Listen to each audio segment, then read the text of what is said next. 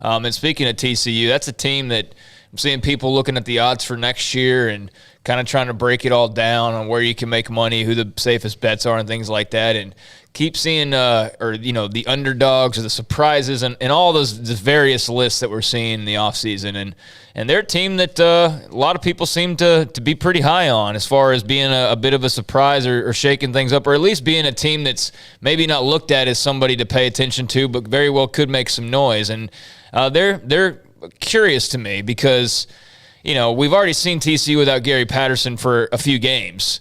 But, this is like a full-blown now. It's like a whole different regime. He's not still game planning for Baylor for TCU, even though he's not technically the head coach as he was last year.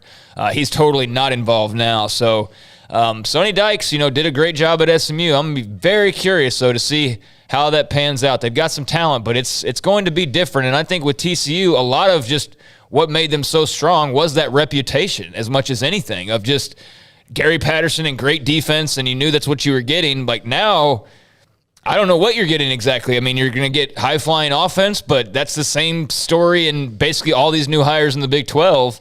So, I'm just very curious how TCU plays this year. Want to make one note? Yeah, I don't know what to expect from them. Right. Of course, there's a lot of the coaching changes that are going on. At SMU too, they out-athleted a lot. They were good. Don't get me wrong. I'm not blanket like they just had better athletes, but they did in a lot of cases. They did have better athletes. That's not going to necessarily be the case in the Big 12. But I think the one thing we'll see over the long haul is the quarterbacks at TCU will play better under Sonny Dykes than they did under Gary Patterson. And I'm not trying to say a knock. It just. That's what Sonny Dykes is better at. Yeah, but the linebackers might be worse. The defense might be worse, but each coach has their strengths. I had a question earlier when someone mentioned